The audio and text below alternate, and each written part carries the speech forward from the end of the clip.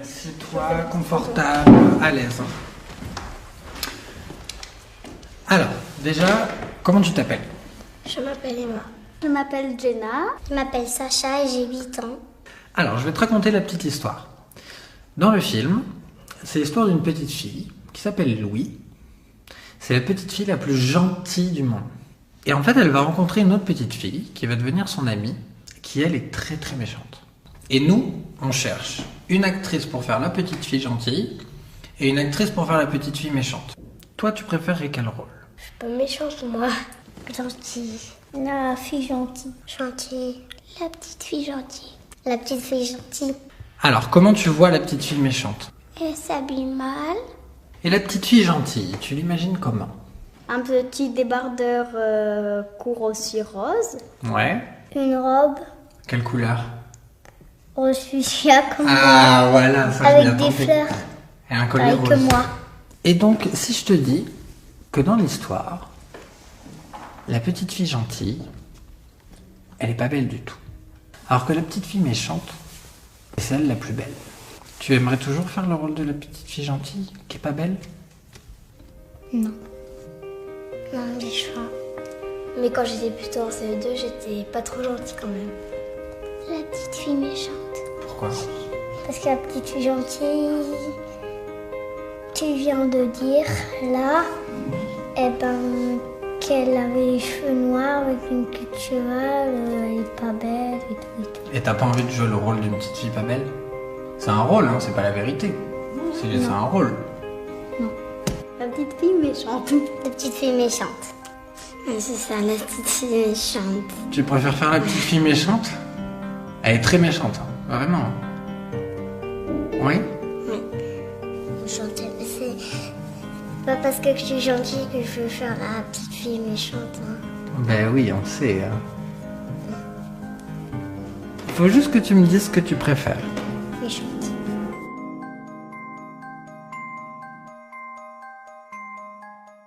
Transmettre dès le plus jeune âge une culture de l'égalité et du respect entre filles et garçons, c'est l'objectif de l'expérimentation initiée depuis la rentrée 2013 dans 10 académies et plus de 600 classes.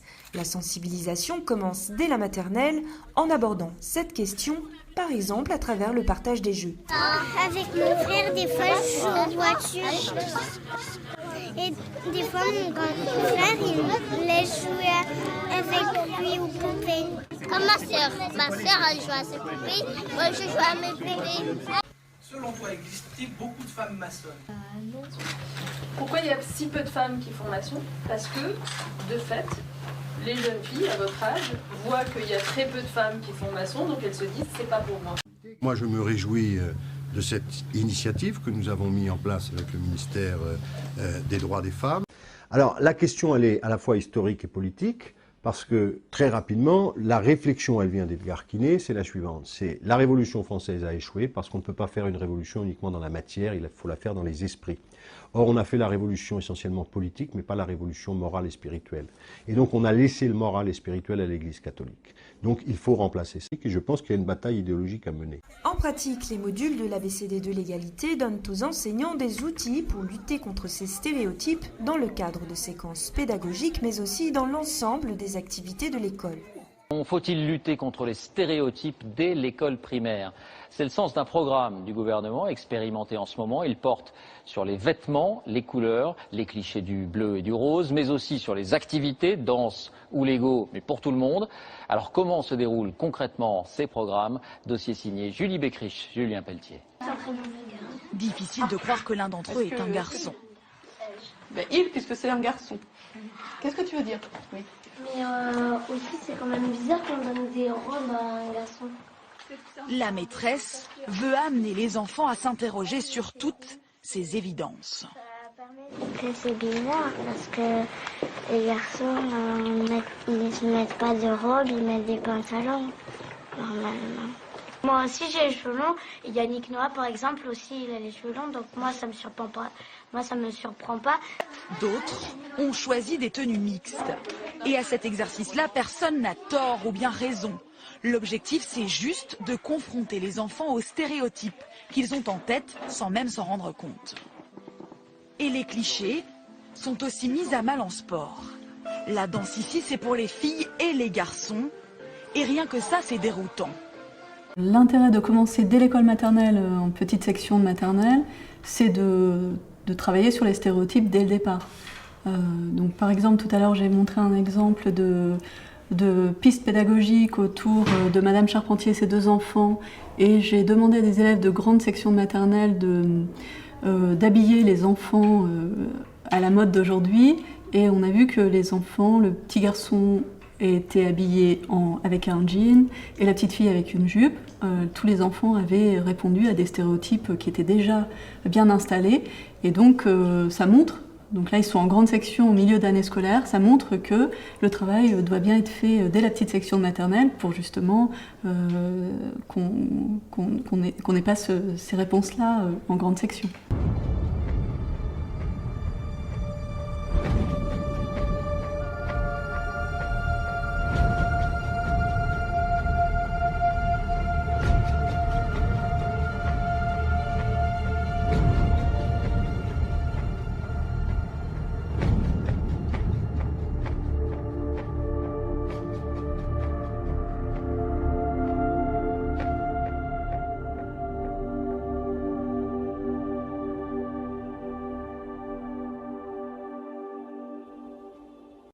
Voilà, alors je continue à tourner parce que là vous avez encore rien vu, chers amis, mais alors là absolument rien vu. Alors là la vilaine Lulu, du jour au lendemain, elle veut faire des massages aux enfants. Alors vous avez, c'est incompréhensible, incompréhensible. C'est en fait c'est des attouchements pédophiles, et on ne sait pas pourquoi. Après elle se fait, je pétris. Après il y a les mamans qui s'en rendent compte, donc ils la menacent de porter plainte à la police. Après elle s'énerve, donc elle va se venger. Elle va les prendre et elle va les gaver ou les rendre maigres. Après ramener des hommes musclés pour les piétiner, et elle sera récompensée par le ministre de la Culture.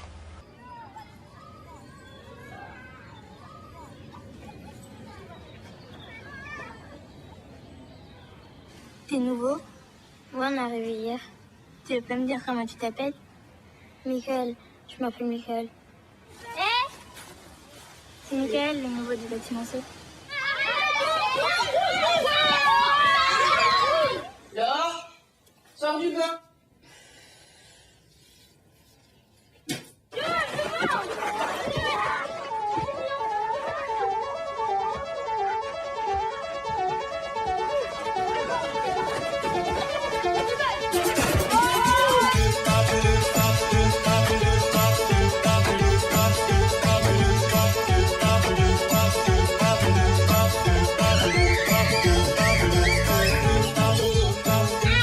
Pas trop pour pas faire mal voir. Et surtout, tu coupes droit. Oui, je suis pas débile.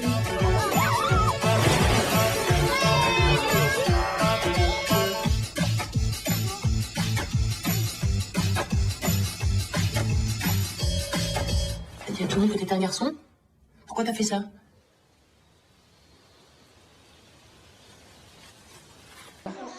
En annonçant la projection, elle s'est rendue compte que tous connaissaient le mot homosexualité et sa signification.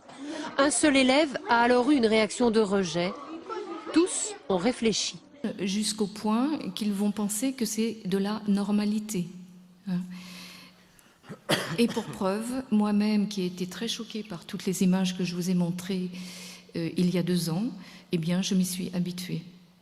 Mais on présente tout de même un petit dessin animé qui porte un titre anodin, Le baiser de la lune. Que raconte ce dessin animé à des enfants de CM2, c'est-à-dire qui sont âgés à peu près de 9-10 ans? Il raconte tout simplement les amours homosexuels de 2 petits poissons. Et ces 2 petits poissons ont aussi un problème de genre, manifestement. Et c'est ce problème de genre qu'on va soumettre à la réflexion des enfants de 9 ans en France. Le poisson lune. Il m'a fait briller comme un soleil. Félix et Léon s'aiment. 2 poissons homosexuels, héros d'un conte poétique. Ce petit film d'animation a été conçu pour les élèves de CM2. Nous avons assisté à sa projection dans une classe de Morlaix, en présence du réalisateur. Le 5 avril 2013, Laurence Rossignol affirme « Les enfants n'appartiennent pas à leurs parents, ils appartiennent à l'État ». C'est l'homme à la tête d'une fronde contre les genres sexuels. Le député UMP des Bouches-du-Rhône demande le retrait de certains nouveaux manuels de première en sciences et vie de la Terre. SVT, sciences et vie de la Terre. Donc on est dans le domaine scientifique. Et pour moi, la théorie du genre n'a pas été prouvée scientifiquement. C'est une théorie philosophique. Donc ça n'a rien à voir là-dedans. Ce qui lui pose problème, c'est le chapitre de ce manuel scolaire consacré à la théorie du genre. Lancée aux États-Unis il y a 20 ans, cette théorie défend l'idée qu'on ne naît pas homme ou femme, mais qu'on le devient en fonction d'un choix personnel.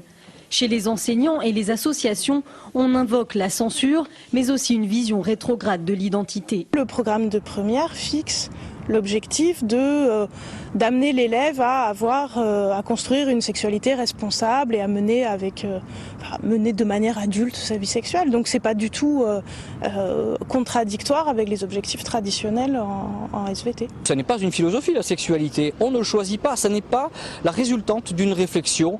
C'est comme ça, c'est notre construction, nos relations sociales, familiales, notre éducation qui font qu'on est hétérosexuel peut-être, bisexuel, transsexuel, homosexuel. Conçu pour lutter contre l'homophobie, le programme initié par le ministre Luc Châtel déchaîne les passions, mais ne devrait pas être modifié. Je vous ai dit que dans un lycée, il n'y a pas que l'enseignement, il y a aussi tout le contexte et particulièrement les intervenants extérieurs. Alors nous avons une journée contre les discriminations. Et en fait, c'est SOS Homophobie qui vient, depuis l'année dernière, faire 2 heures de conférence-débat à chaque seconde. Ça représente plus de 500 élèves. Le problème, c'est qu'on n'a pas une visibilité de ce qui est dit, puisqu'ils arrivent à une bonne douzaine et ils se répartissent dans toutes les classes. Alors ma philosophie à moi, c'est de penser que l'orientation sexuelle, qu'on soit hétérosexuel ou homosexuel, n'a rien à voir. Il y a des hétérosexuels qui font des enfants très tordus, très délinquants, même dans 98% des cas, c'est ce qui se passe. Oui, bonjour, incroyable découverte aujourd'hui dans les égouts de Paris, incroyable. Le cerveau de Caroline Fourest aurait été retrouvé dans un état qui n'est pas, bon je vous l'accorde, intact, mais a priori, il n'aurait jamais servi. Objet de la leçon du jour, étouffer l'homophobie dans l'œuf. Est-ce que vous pensez que ça peut être illégal d'être homo? Oui. Face à une classe de 4e, ces intervenants partent à la chasse aux préjugés. La majorité des gays traînent avec beaucoup de filles. Ah bon? C'est pas parce qu'on avance dans le temps que les choses s'arrangent. C'est parce qu'on éduque, c'est parce qu'on explique et on est au début seulement des explications sur l'orientation sexuelle. Parmi les élèves, une invitée un peu particulière. À quelques semaines de l'examen du texte autorisant le mariage homosexuel, le gouvernement a pour mission de convaincre même les plus jeunes. Ça veut dire que finalement pourront se marier des gens qui s'aiment même s'ils sont de même sexe, ce qui n'était pas le cas jusqu'à présent.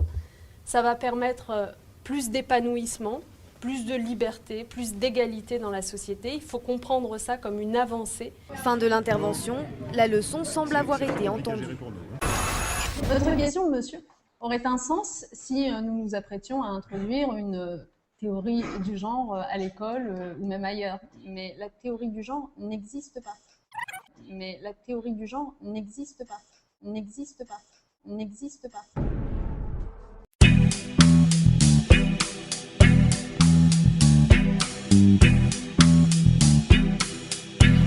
Ah, l'élite. L'élite, une petite part de réalité et une grosse part de mythe. Le mythe est décisif, qui force la décision et renforce l'illusion de tous ceux qui se font des illusions sur leur pouvoir d'autodétermination. Alors le génie va croire qu'il est pour quelque chose, l'imbécile qu'il n'y est pour rien, mais un destin, ça s'hérite ou ça se mérite. La masse ne croit pas au mérite. Pour elle, Flaubert est un intellectuel petit bourgeois. Mais tout intellectuel petit bourgeois n'est pas Flaubert. Rétorque l'élite avec un accent berbère. Éternel conflit entre nature et culture. Et le déterminisme à la vie dure. Pour l'opinion du plus grand nombre, ça rassure de renvoyer sans cesse les rois et les reines à leur gène. Entre le fond et la forme, tout est conforme, rien ne se transforme. L'être pour les nantis et le néant pour les anéantis. L'excellence n'est pas une science, mais une question de chance. Et un véritable casse-tête pour Najet. En arabe, on dit Najet. Ça jette. Et non, Najat, comme disent les aristocrates. Et elle estime, Najat, à juste titre, que l'élite dont elle fait partie se délite et qu'il faut à tout prix distribuer les mérites, surtout à ceux qui ont 0 de conduite, des croissants pour le peuple. Non, des implants pour les sans-dents. Nouveau pacte à signer pour démocratiser l'excellence, ce qui revient à valoriser les carences. Égalité pour tous, les dormants valent tout autant que les mordants. Pour favoriser les nouvelles générations, un casier à tout caser pour que les incasables aient aussi leur casier. Tout se vaut pour Najet, donc plus rien ne vaut pour nous autres sans tête. On disjoint ce qui est conjoint, d'un côté les êtres et de l'autre les valeurs. Pour que les êtres vaillent, il faut qu'ils se vaillent, vaillent que vaillent. Donc débarrassons-nous de la valeur pour mettre fin à nos malheurs. L'élite pour tous et le mérite pour personne. Eh bien, rions pour rire du pire et du moins pire, car en vérité, même le moins intelligent parmi nous ne voudrait pas qu'on sacrifie pour lui l'intelligence.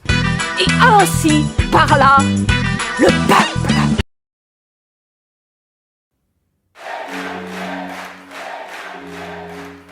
Le mariage et l'adoption sont ouverts aux couples de même sexe.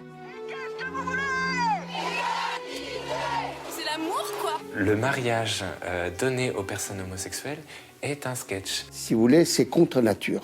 Je trouve qu'avoir un père et une mère pour des enfants, c'est très important. On n'est plus au 19e siècle. Fonder une famille, c'est quelque chose d'essentiel. Et il n'y a pas nécessité de passer par la sexualité pour le faire. Civitas prône la haine. Civitas prône la violence. Et de plus en plus, les fachos sont dans la rue sans qu'on puisse rien faire du tout. Il y a vraiment une attente incroyable, une espérance des gens. Là, nous sommes vraiment dans un pré-contexte de dictature. L'État, effectivement, considère qu'il est là pour créer une nouvelle humanité. Il y a quelques années, Thierry Leluron et Coluche ont joué aussi ce mariage-là. Mais la différence avec les couples actuels, qui demandent le mariage pour tous, et qui ne le demandent pas pour eux-mêmes mais pour les autres, la différence, c'est que Coluche et Leluron avaient conscience de jouer un sketch. Qu'on ne nous accuse pas surtout de moquer d'une institution, d'autres que nous vont s'en charger bientôt plus sérieusement. Au milieu des événements dramatiques qui se passent un moment dans le monde, je pense que la chose la plus ridicule a de l'importance, la plus absurde, donc c'est bien. Et ce qui est plus grave, c'est que maintenant, les quelques couples homosexuels qui demandent le mariage n'ont pas conscience de jouer un sketch.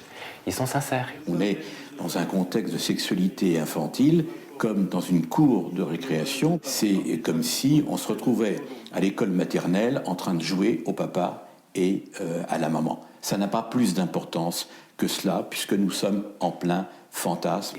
Et nos gouvernants qui veulent leur donner ce sketch-là à jouer sont aussi sincères. Ils ne se rendent pas compte que la sincérité, c'est pas la vérité. Hein. On peut vouloir le bien sans le faire. Et puis que l'enfer est pavé de bonnes intentions. Madame Taubira est persuadée de faire une œuvre de justice. Nous parlons d'égoïsme pour ceux qui s'imaginent qu'une institution de la République pourrait être réservée à une catégorie de citoyens. Elle donne ce cadeau-là et elle verse la petite larme d'émotion. Elle ne voit pas qu'en fait, ce que vivent les personnes homosexuelles est souvent douloureux, que la réalité de couple et de pratiques homosexuelles dans le milieu homosexuel et à l'extérieur du milieu homosexuel est désastreuse. Tout ça, elle ne le voit pas. Elle veut se faire plaisir en passant pour la mère Teresa. Et c'est bien ce que nous sommes en train de faire aujourd'hui, parachever l'évolution vers l'égalité de cette institution. C'est une avancée sociétale, c'est un bond en avant des libertés publiques et comme à chaque fois que notre pays fait progresser l'égalité, reculer les différenciations injustifiées et les discriminations, c'est un progrès indéniable. Moi, je pense que les Erwan Binet et Christiane Taubira ont du sang sur les mains. Il y a, oui, bien sûr, une homophobie présente dans la société qui s'est un petit peu révélée actuellement avec les débats concernant le mariage pour tous. L'homophobie, ce n'est pas faire un frein à toutes les revendications qui sont exprimées par les personnes homosexuelles. Ce n'est pas ça.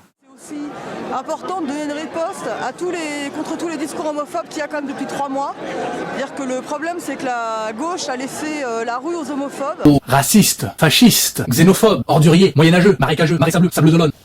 Les Français, en fait, sont terrorisés par une image médiatique, une étiquette, homophobie, qui n'est même pas explicitée par ceux qui prétendent la combattre.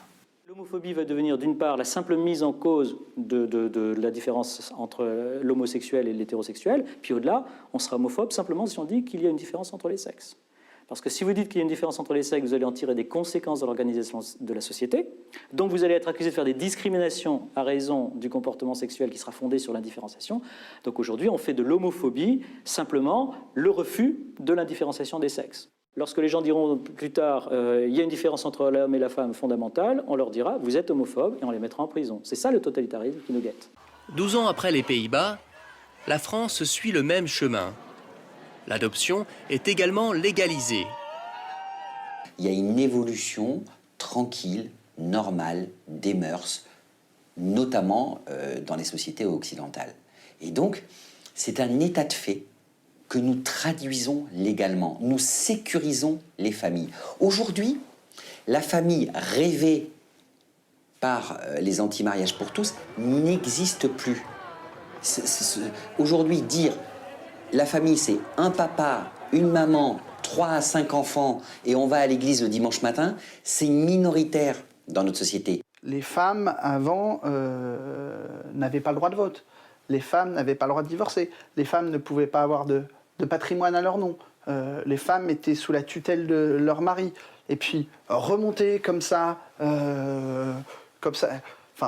la société évolue. Si on aurait pu rester aussi au temps des grottes préhistoriques où les femmes se faisaient tirer par les cheveux par leur mari. Enfin voilà, le camp socialiste a toujours été le camp du progrès social, du progrès sociétal. Et aujourd'hui, on le démontre encore, mais c'est l'évolution naturelle de la société. Haunting you, you must be haunting me. Merci la TV. Fesson, moi ils montreront pas qu'à mes gosses. On va pas se faire chier la bite avec des connards. Franchement, t'as trop raison, mon bébé. Je suis avec toi.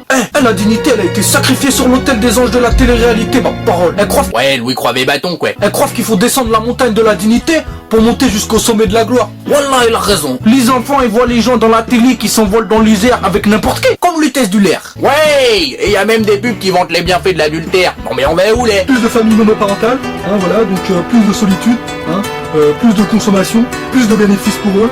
Voilà, je crois que c'est clair. Et ça, c'est pas moi qui le dis. Ça, c'est écrit dans les livres de Casimir. Voilà. Non mais attends, mais à quand une pub qui vante les bienfaits de l'enculage de chameau, à sec, menotté et non consentant? L'anal? Parce qu'il ne le veut pas. À quand un épisode de Dora épouse son frère Babouche le cocu? Pareil que c'est le progrès, quoi. Alors, allons-y, progressons.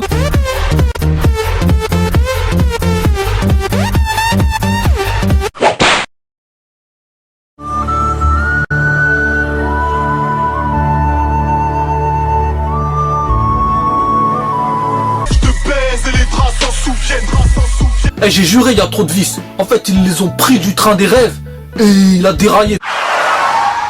Ouais, c'est clair. En tout cas, moi, je me désolidarise de l'espèce humaine. Appelez-moi pivert, phoque ou otari. Il n'y a pas de changement de civilisation. Il y a une évolution de notre mode de vie. Et on ne fait que traduire dans la loi ce que chacun d'entre nous, peut constater autour de lui. La loi reconnaît ainsi ce qu'on appelle les familles homoparentales. Encore marginal en France, ce nouveau genre de famille est entré dans les mœurs aux États-Unis. La petite Liliane a 2 ans, 2 mamans. Elle a été conçue par insémination artificielle. Pour moi, leur vie n'est pas différente de la nôtre, excepté qu'elles doivent faire face aux gens qui pensent que c'est pas bien. Mais à part ça, elles ont une famille normale, tout comme mon mari et moi. En général, les gens disent « Tiens, Liliane a 2 mamans ». Ensuite, ils disent « C'est cool ». Et la conversation ne va pas plus loin que ça. Il y a 2 Gwyn aux States qui ont commandé un gosse. Mais bon, le problème c'est qu'il est un peu trop coloré à leur goût. Donc là, ils ont porté plainte. Qu'est-ce que c'est que cette marchandise qui ne correspond pas aux désirs d'autrui. Bonjour, en tant que membre du club du cercle des dilatés progressistes, je tiens à apporter mon soutien total à ces 2 jeunes femmes. Alors voilà, on ne peut plus acheter, aujourd'hui on ne peut plus acheter d'enfants comme on le désire. Mais dans quel monde vit-on ? Eh bien tenez, par exemple, hier soir, j'ai été chez Ikea.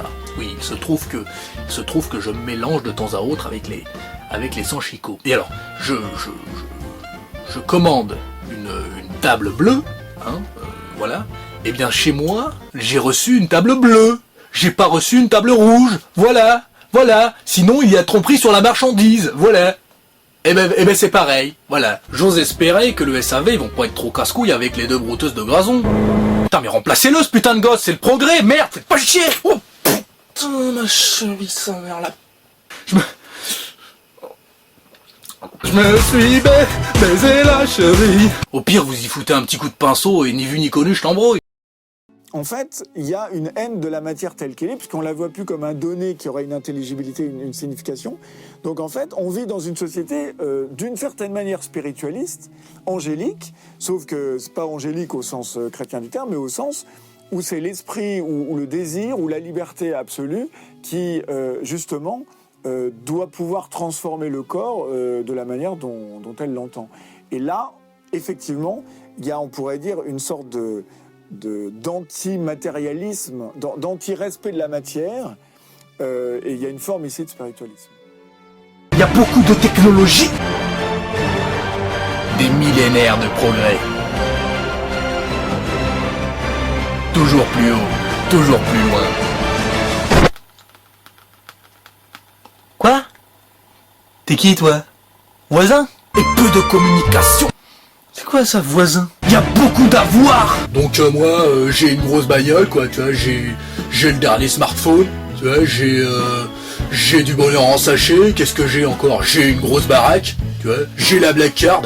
Alors ça, voilà, ça, y a tout le monde qui me dit Pascal, comment tu l'as eu ta black card ? Moi, je leur réponds que déjà, c'est pas pour les bancs mous, tu vois. Faut avoir un certain level, quoi, tu vois. Je te dis que j'ai la black card. Il comprend pas, lui, ou quoi, là ? J'ai la black card. Non mais c'est bien, mais est-ce que t'es heureux ? Attends, mais je sais pas si tu réalises. J'ai la black card. Y'a peut-être pas que ça aussi dans la vie. Putain, mais faut les dire en quelle langue à ce connard là ? J'ai la black card. Attends, ouais bon bah sinon j'ai des crédits sur 152 ans quoi. Mais bon ça c'est mon gosse qui paiera, hein. Enfin c'est mon arrière-gosse, que j'en ai à foutre, moi qui ça peut foutre. Alors elle a pété moi, à foutre. Et attendez, j'ai pas tout dit hein. J'ai aussi, j'ai le... Sans compter que j'ai la...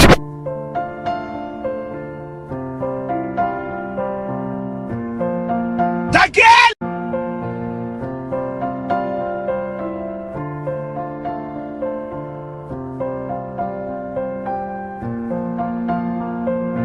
D'ailleurs, dans 200 ans, de qui on se souviendra encore ? Molière, ouais. Louis XIV.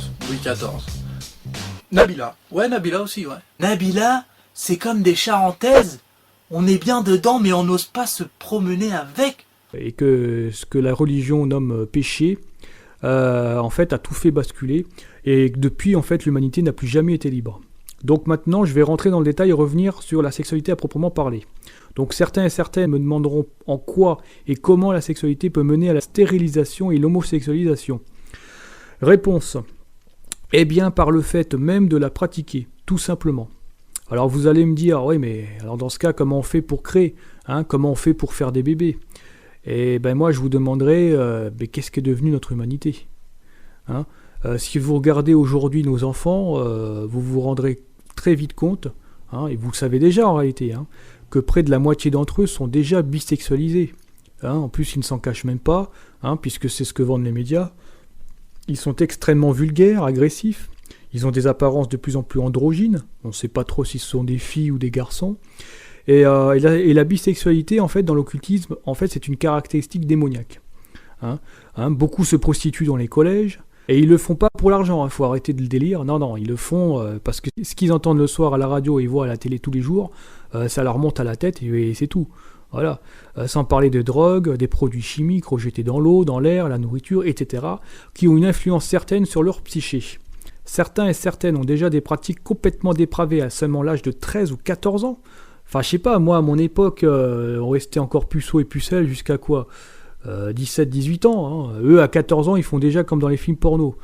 Aucune limite. D'ailleurs, beaucoup se suicident parmi ces jeunes par rapport à ça, et surtout aux États-Unis, parce que ces industries derrière n'hésitent pas du tout à les repérer très tôt, et même leur forcer la main par des techniques, des suggestions et du harcèlement insupportables, parfois extrêmement traumatisants. Et c'est en train d'arriver en France. Il y a eu un fait divers il n'y a pas si longtemps, alors je ne sais pas si vous avez prêté attention, qui mentionnait qu'à Pôle emploi, on recrutait des acteurs, actrices pour films porno. Et ça, je pense que c'est pas du tout anodin. C'était parfaitement voulu. Je pense que c'était un essai, en fait, pour tester un petit peu la réaction des gens. Parce que les gens disent rien, donc... et puis, de toute façon, le nouvel ordre mondial arrive à son terme. Donc là, là, on va vraiment basculer de plus en plus dans les perversions. C'est logique. Et puis, voilà, il faut bien qu'ils accoutument les gens, pour que dans 5 ans, en fait, on se retrouve tous à forniquer à droite et à gauche. De toute façon, c'est vers ça qu'on va. Et puis, vous allez voir, à ce rythme-là, on va se retrouver dans quelques années à être radiés et coupés de nos droits si on ne se prostitue pas. Comme c'est déjà le cas, plus ou moins, dans nos pays voisins. Parce que ce qui anime les gens du pouvoir, c'est ça. Toutes les décisions qu'ils prennent, de toute façon, ont directement à voir avec la sexualité qu'ils ont. Ça s'est toujours passé comme ça. Ça a toujours été caché et sournois. Puis là, ça y est, ça commence à sortir et se banaliser. Donc là, je pense qu'il faut vraiment ouvrir les yeux, parce que là, ça va être l'horreur. Donc tous ces scandales de pédophilie qui éclatent ne sont hélas que les prémices de ce qui nous attend derrière. J'ai vraiment peur je crains vraiment que ce soit que ce que je dis est même encore très au-dessous de la réalité. Bonjour. Un professeur d'un collège de Rennes, déjà condamné en 2006 pour détention d'images pédopornographiques. J'en profite pour remercier notre collaborateur, notre sponsor, les brioches Vachier. Oui, je disais condamné en 2006, mis en examen en 2011 pour viol sur mineur. Eh bien, ce professeur vient d'être exclu, là, en ce mois de mars, fin mars 2015. Donc si je résume, le mec, il a pu enseigner comme ça pendant des années, sans que personne ne lui dise rien. Normal. Alors que en plus de ça, même son ex-compagne avait lancé des alertes, comme quoi c'était un mec dangereux, etc. Oui, parce que elle le savait, parce que elle avait regardé avec son fils Groland. Tu vois, et à un moment donné, il y a des godes, tu vois, des sextoys, qui défilent en fond d'écran. Tu vois, c'est Groland, quoi. Et le fils, il dit Papa, il en a plein des comme ça à la maison, papa. Et même que je les sens quand il me fait des câlins. Alors là, la mère, bon... Elle se dit, je sais bien que la société a évolué, tu vois, mais on n'est quand même pas passé en 40 ans, on n'est quand même pas passé de la petite maison dans la prairie au petit god dans le puits, tu vois. Et malgré tout ça, le ministère de l'Éducation, rien à foutre. Franchement, circuler, y a rien à voir, autant foutre un radar à 150 en pleine promenade d'une limace. Quoi? Il faut vraiment que tu... Ah ouais, mais des conneries comme ça, Mais bon, à l'heure des charges, faut dire aussi qu'ils ont peut-être pas que ça à foutre au ministère. Bon, ils sont peut-être en train d'écrire le nouveau bouquin, tu sais, pour les gosses, les 6e de l'année prochaine. Alors le titre, je crois que c'est Kevin rêve d'avoir une chatte ou une chienne. Mais ce que je décris sur les humains se passe de la même façon chez les animaux. Parce que moi j'ai remarqué qu'il y a des choses graves aussi qui se passent chez les animaux. C'est-à-dire par exemple vous avez l'homosexualité qui existe chez les animaux, et surtout qu'elle se répand, mais à une vitesse incroyable, exactement comme chez les humains. Et ça ne peut qu'expliquer que par la pratique de rituels. Qu'on utilise les produits chimiques ou autre chose, les résultats sont là. Hein, il y a quelque chose qui est quand même pas normal. Hein. Vous n'allez pas me dire que c'est la nature divine qui produit des chiens homosexuels, des chats homosexuels, des singes homosexuels, en plus qui deviennent de plus en plus agressifs, qui attaquent les gens. Enfin, c'est pas normal, c'est pas normal. Ça, c'est pas naturel. Donc faut quand même prendre conscience de quoi on parle, quoi. Donc pour revenir à ma réponse, vous allez peut-être me demander en quoi la sexualité mène-t-elle vers la stérilité. Eh bien, comme je le disais précédemment, l'eau, donc l'eau du robinet, va être utilisée comme moyen, donc comme une arme, pour y parvenir. Et l'eau est directement liée à notre sexualité. Pourquoi ? Eh bien, tout simplement parce qu'une immense majorité de rapports sexuels qu'ont les gens aujourd'hui, pour ne pas dire tous, ont lieu pour nourrir les besoins compulsionnels de chacun, donc créés entièrement par cette société, et que ces rapports, lorsqu'ils sont protégés, le sont par des moyens entièrement destructeurs. Donc les deux moyens les plus utilisés, donc je les ai notés, sont la pilule contraceptive et le préservatif. Et vous allez tout de suite comprendre pourquoi je parle de consentement au cannibalisme, consentement à la nécrophilie, consentement à la zoophilie, consentement à l'infanticide. Parce que ces deux moyens de contraception, en fait, amènent de façon subtile et détournée, donc indirecte, à cela. La pilule contraceptive est certainement l'un des plus grands génocides humains actuels. Pourquoi ? Les femmes, lorsque vous tombez enceinte et prenez la pilule contraceptive, vous détruisez la vie en vous et donc consentez à une forme légère d'infanticide puisque vous avez pleinement conscience que si vous ne la prenez pas, cette vie en vous va germer et donner naissance plus tard à un bébé. Enfin, c'est horrible ce que je dis, mais c'est la pure réalité. Des réalités, il n'y en a pas deux, il y en a une seule et c'est celle-là. Quant à vous les hommes, êtes autant complices puisque vous participez à l'acte sexuel et qu'ensuite vous validez avec votre partenaire sa décision. Donc, vous légitimez et vous rendez complice d'infanticide. Pire, vous comptabilisez maintenant le nombre de fois que cela s'est produit et vous avez une idée du nombre d'êtres que vous avez tués. Même si évidemment on imagine que pour la plupart d'entre vous, il ne s'agissait pas d'un acte réellement conscient et voulu, mais plutôt d'un acte irréfléchi et inconscient. Mais je suis désolé, il n'empêche que les faits sont là et que votre inconscient, lui, le sait parfaitement. Mais ce n'est pas tout. La pilule contraceptive a d'autres côtés tout aussi obscurs, voire plus obscurs. Ce poison empoisonné que la femme va rejeter dans ses urines se retrouve ensuite dans l'eau du robinet, que près de 95% des gens consomment. Et évidemment, qui dit produit chimique dit cancer et stérilité. Conclusion.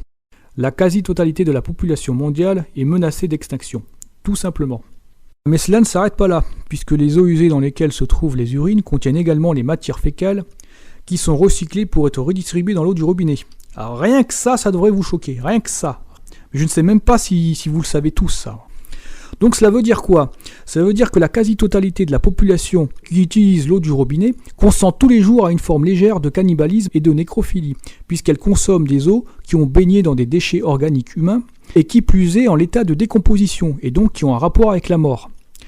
Donc l'humanité, dans son ensemble, consent au cannibalisme, puisque quelque part il se nourrit de l'autre et de la mort de l'autre. Ce qui explique aussi pourquoi les gens deviennent de plus en plus mauvais, et qui veulent tous bouffer les uns avec les autres, au sens propre comme au sens figuré. Alors c'est incroyable ce que je dis, mais c'est terriblement vrai. Ce rapport malsain que nous avons avec nous-mêmes au travers de notre alimentation se manifeste à l'extérieur dans nos humeurs et dans nos rapports avec les autres. Donc l'humanité dans son ensemble ingère de plus en plus de morts, ce qui ne peut la mener de toute façon, inévitablement, qu'à sa propre mort. Et ce que je dis quand je parle de vouloir bouffer l'autre s'exprime bien sûr de plus en plus dans la sexualité. Par exemple dans le fait de faire ce qu'on appelle des suçons, un peu comme les vampires, mais aujourd'hui ça va bien au-delà de ça puisque beaucoup de gens aiment pratiquer des rapports quand le sang coule, c'est-à-dire avoir des rapports quand la femme a ses règles, se faire mordre jusqu'à en saigner, enfin faut vraiment être malade, se faire griffer comme les reptiles d'ailleurs, se faire fouetter puis avoir des marques sur le corps, et même se faire entre guillemets torturer. Et je suis pas en train de parler de pratiques extrêmes ou marginaux, non, pas du tout, ça ce sont des pratiques, ce sont des récits de gens ordinaires, c'est les gens qui le racontent dans leur quotidien. Alors c'est peut-être pas tous les gens, mais en tout cas c'est déjà beaucoup de gens, moi c'est ce que j'ai pu entendre, c'est ce que vous pouvez entendre sous forme humoristique à la machine à café par exemple, ou avec des collègues de boulot, des discussions que j'ai moi-même pu entendre plusieurs fois en marchant dans la rue, Hein, parce que disons que j'ai pas les oreilles qui traînent non plus, hein, donc ça ce sont des choses qui, enfin moi personnellement ça me choque, hein, et c'est de plus en plus banalisé, hein, c'est de plus en plus banalisé. Sarah, elle a 15 ans, donc comme tous les matins elle va au collège, elle retire son voile pour pouvoir rentrer, mais là ce jour-là non, même sans le voile non, tu rentres pas, donc c'est quoi le problème? Pourquoi? Jupe trop longue, on voit pas ton cul, dégage. Oh Fada, oh mais c'est un truc de fou, hein. On est dans un collège ou on est chez Jacques et Michel ici? Les profs pédophiles, oui. Les jupes trop longues, non. Les strings Hello Kitty, oui. Ah ben ça c'est très bien. Ah ben 17 sur 20 d'office pour celles qui en mettent un en cours de sodomyologie. Ah bah oui. Et si jamais le string a l'occasion de dépasser le jean, y a moyen d'aller gratter le 19, hein. Sodo quoi? Sodomyologie. Ah bah c'est une nouvelle matière si vous préférez. Ah bah comme ils vont se faire enculer toute leur vie, au sens propre, comme au figuré, comme au sale d'ailleurs, eh bien autant leur apprendre dès qu'ils sont jeunes quoi. Et sinon la pudeur, non. La quoi? Ça se vend? Ça s'achète? Bon bah je crois quand même qu'il faut rester sérieux, hein. Donc la sodomyologie, ils nous font tout un cirque pour une jupe un peu trop longue. Et dans le même temps, il y a des millions de gamins et de gamines qui sont formatés, éduqués, façonnés par la télé dégénérée. Vas-y wesh, ce matin il y avait Audrey, on voyait même pas son cul wesh, trop la honte. Ma parole elle va finir en prison elle. Mais là, ça choque personne. Non mais t'as vraiment rien compris toi, c'est le progrès, the evolution, si tu veux. Je suis sûr que t'es de ceux qui disent que un homme ça a un zizi et une femme une zézette. Je me trompe? Intégristo-fasciste.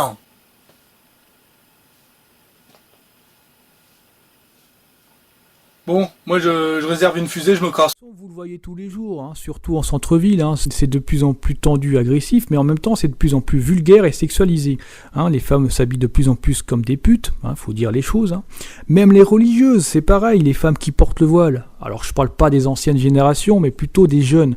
Hein, vous savez, qui sont extrêmement vulgaires, là, qui crachent par terre, qui se maquillent avec... Enfin, ils mettent tellement du mascara, on se demande si c'est pas un déguisement pour Halloween. Enfin... Il y en a certaines, je me demande sincèrement pourquoi elles portent le voile. Hein, déjà qu'il y a des tensions avec la religion, mais alors là, elles sont en train de les achever.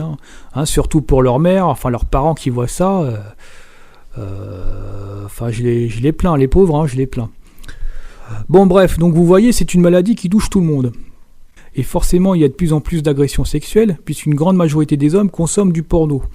Et que ça, c'est en grande partie responsable des destructions de mariage et des problèmes qu'il y a dans les couples. C'est absolument... c'est horrible ce qui se passe. Ça augmente les violences, l'agressivité, ça augmente les dépendances. D'ailleurs, j'ai remarqué que très souvent, le mot violence rime avec sexualité. C'est vraiment... on est dans un monde de fous. Et puis là, concernant l'industrie de la pornographie, on pourrait carrément parler de génocide de couple. Parce que c'est vraiment ça que ça produit. En outre, les publicistes savent que les images à connotation sexuelle ont un pouvoir évocateur particulièrement fort sur le mental des consommateurs. Les images pornographiques, parce qu'elles font appel aux émotions les moins contrôlées de l'homme, pénètrent profondément dans son psychisme et y laissent des empreintes durables. C'est la raison pour laquelle l'image érotique est omniprésente. Les médias, les publicistes, les producteurs de l'audiovisuel font tous appel à elle et il est devenu de plus en plus difficile d'échapper à son impact. Il est établi aujourd'hui que l'image a une influence sur le comportement, spécialement celui des jeunes.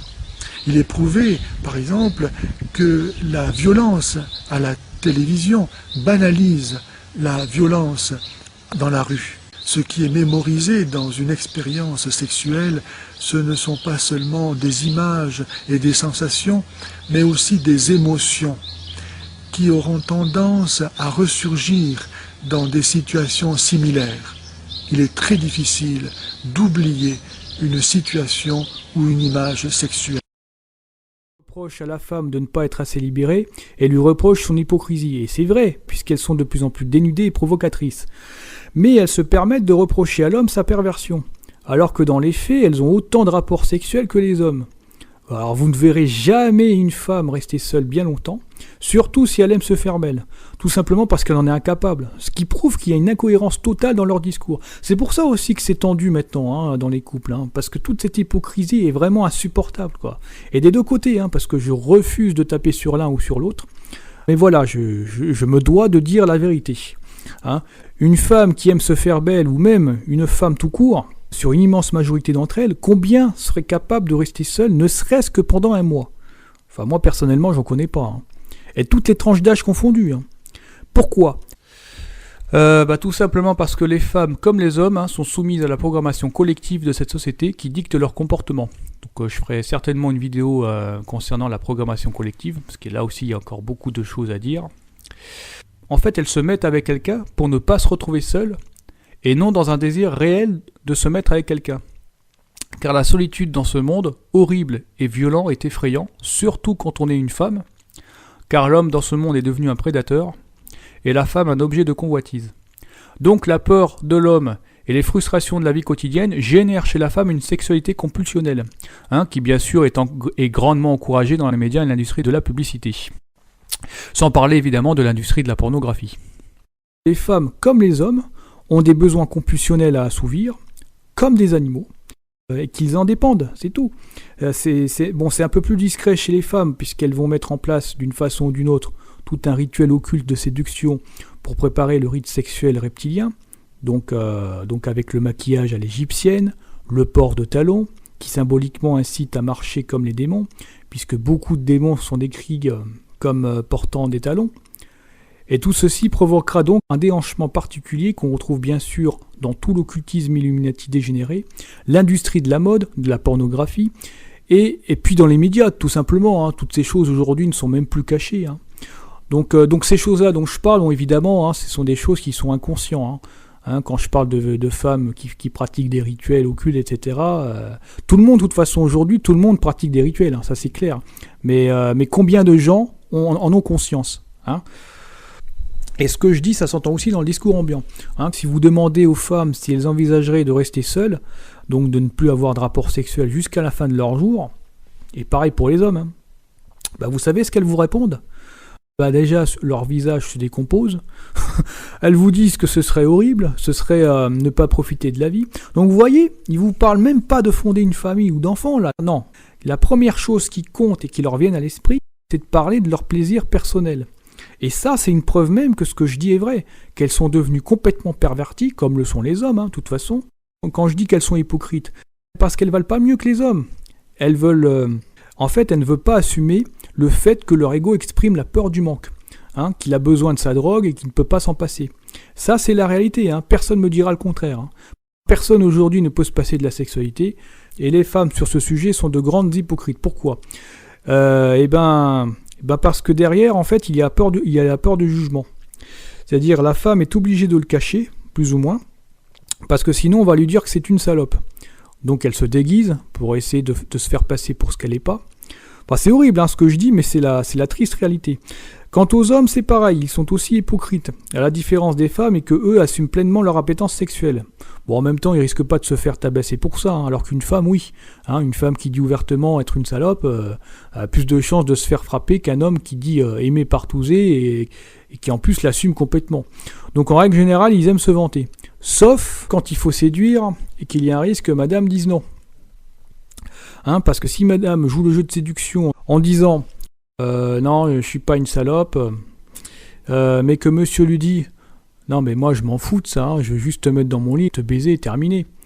Je pense pas que la femme l'entendra ainsi, parce que tout de suite, en fait, la peur de jugement s'installera chez elle. Et comme elle veut pas passer pour une salope, alors que c'est ce qu'elle est, alors ce sera bonhomme, tu peux dire adieu à ton plan. Donc monsieur, pour parvenir à ses fins, va contourner les règles et jouer le même jeu que madame. Donc c'est le jeu de l'hypocrisie. Je parle surtout de ce que vendent les médias, je dis pas que c'est comme ça dans tous les couples, mais en tout cas, une immense majorité de couples fonctionnent comme ça, ça c'est sûr. parce qu'il n'y aurait pas tous ces divorces et ces suicides aujourd'hui. Oui, alors petite précision tout de même, quand je dis que les femmes, ou que l'homme est une salope, ou que nous sommes des salopes, je tiens quand même à préciser qu'il n'y a absolument rien d'hostile de ma part contre vous, mesdames. Je fais simplement un constat et rien d'autre. Car tout comme vous, les messieurs en prennent aussi pour leur grade. En fait, j'insulte et méprise profondément ces énergies négatives qui vous habitent et font de vous des soi-disant femmes ou hommes. Parce que pour moi, à l'heure d'aujourd'hui, en fait, je considère que nous sommes plus des êtres humains, mais des espèces d'animaux, des espèces d'êtres là comme ça, devenus complètement pervertis, qui sont complètement dépendants de leur pulsion, quoi. Donc en réalité, je n'insulte pas ce que vous êtes profondément et ce que vous êtes à l'origine, simplement ce que vous êtes devenus. Cette salope dont je parle est cette salope qui nous habite tous et nous pousse tous à l'autodestruction. On peut l'appeler égo, démon, orgueil ou inconscient, peu importe. Quelque part, c'est la même chose. Cette salope, c'est cet égoïsme, cette hypocrisie, ce culte de la personnalité démesurée, l'appât du gain, la domination sur les autres, la conquête de territoire, les possessions matérielles, et pour beaucoup et même pour de plus en plus, malheureusement, la jouissance du mal, c'est-à-dire celle de se nourrir de la souffrance des autres, et puis d'en jouir, tout simplement. Donc mes propos sont violents, mais décrivent une certaine réalité que peu d'entre vous à l'heure actuelle ont conscience, est en mesure d'entendre et surtout d'accepter. Mais malheureusement, il en est ainsi. Donc l'homme va séduire la femme avec ses cadeaux, donc le resto, le cinéma, le petit rituel de l'hypocrisie, avec un petit peu d'humour, pour l'apprivoiser quand même. Essayer de se faire passer pour ce qu'il n'est pas, mais au final ça se terminera comme d'habitude, dans le lit avec un plan cul. Et voilà.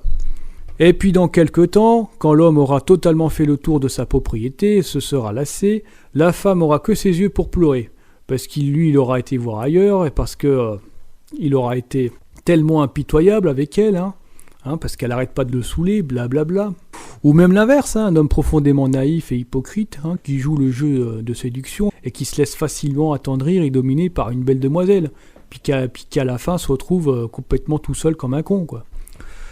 Bref, donc j'ai un petit peu digressé, mais c'était pour vous montrer en fait que tout ça pue, qu'on est tous hypocrites et tous des salopes, dans le sens où tout le monde ou presque pense avoir une bonne conscience, en disant non mais moi j'ai rien à voir avec ces pratiques, non je suis quelqu'un, non ça va, je suis quelqu'un de bien, j'aime ma femme ou bien j'aime mon homme et j'ai rien à voir avec ces pratiques dont tu parles. Non, c'est faux, c'est entièrement faux, puisque depuis la nuit des temps, c'est ainsi. C'est-à-dire aujourd'hui même, dans les formes les plus soft, et même quand il y a encore un peu d'amour, si vraiment, si on accepte l'idée qu'il y a encore un peu d'amour dans ce monde, qui ne pratique pas la sexualité reptilienne, qui même ne pratique pas le rituel de séduction reptilien, c'est-à-dire le baiser avec la langue, les préliminaires, porter des talons, le maquillage à l'égyptienne, etc. Qui ? Franchement, qui ? Personne.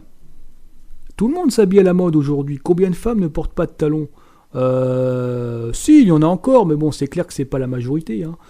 Combien de femmes même ont encore des cheveux longs ? Aujourd'hui, les femmes portent des pantalons, se coupent ou même se rasent complètement les cheveux. Mais ça, c'est un truc que je trouve. Mais je crois que c'est la chose la plus laide que je peux voir sur une femme. Bon, je parle pas des femmes qui ont le cancer ou bien qui sont malades. Là, c'est autre chose. Non, mais les femmes qui se rasent les cheveux, non pas par obligation, mais par effet de mode. Mais elle a de la merde dans sa tête. Enfin, je suis désolé de dire ça comme ça, mais elle a de la merde dans sa tête. C'est super laid. Elle se tatoue, elle se perce comme les hommes, c'est la même chose. Ils se travestissent. Comme ça pour délirer. Ils aiment se maquiller. Ils se font insérer des objets dans les fesses. Enfin, franchement, on est vraiment dans une société de cons. Je vous le dis.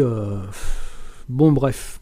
D'ailleurs, avec mon ami Francky, nous avons monté une association pour libérer la femme qui est esclave de l'ultra-consommation de produits futiles. Alors pourquoi uniquement les femmes ?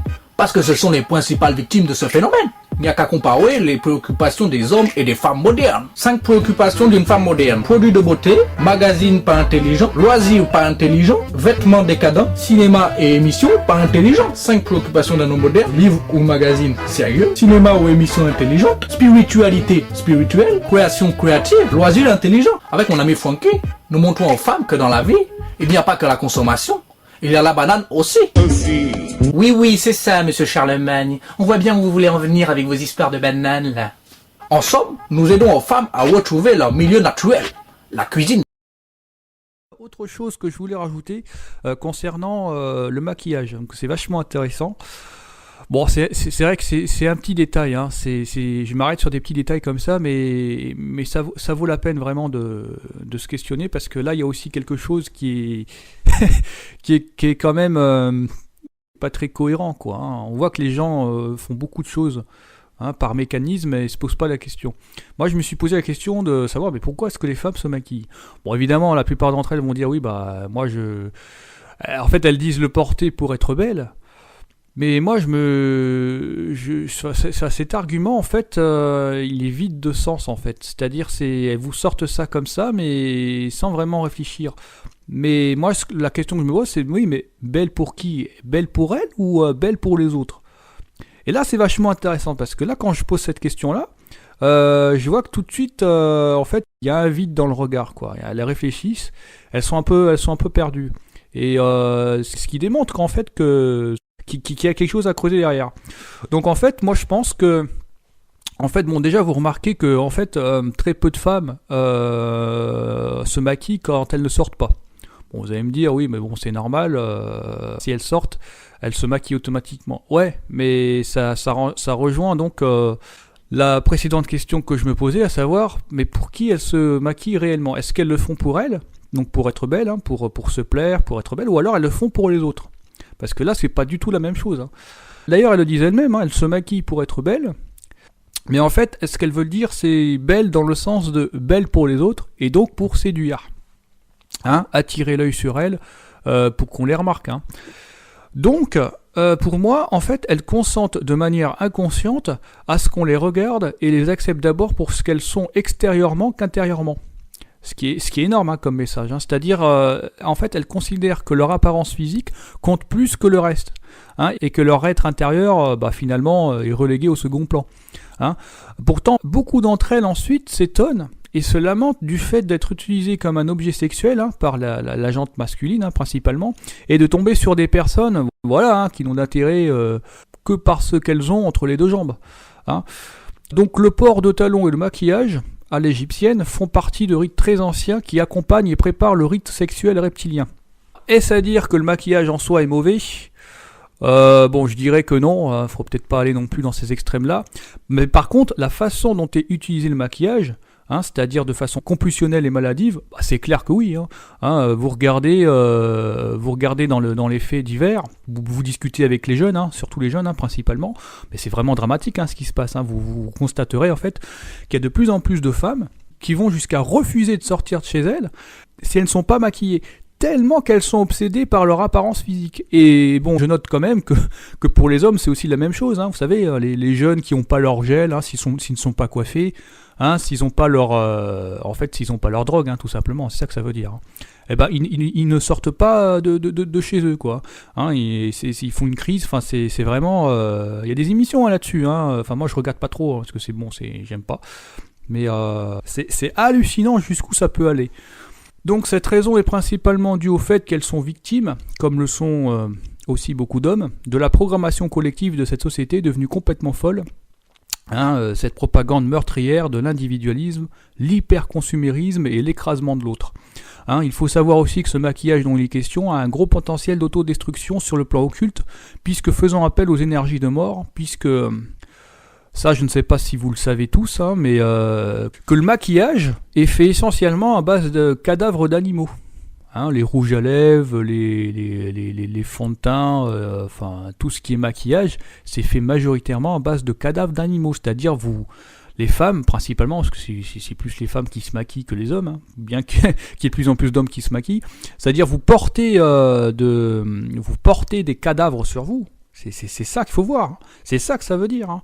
Hein, c'est tout beau, c'est plein de couleurs, ouais, mais c'est fait à base de quoi? Bah, c'est fait à base de cadavres, c'est-à-dire vous consentez de manière inconsciente à la mort, quoi. Vous vous aspergez tous les matins, vous faites vos petits rituels hein, devant le miroir, vous vous aspergez de mort.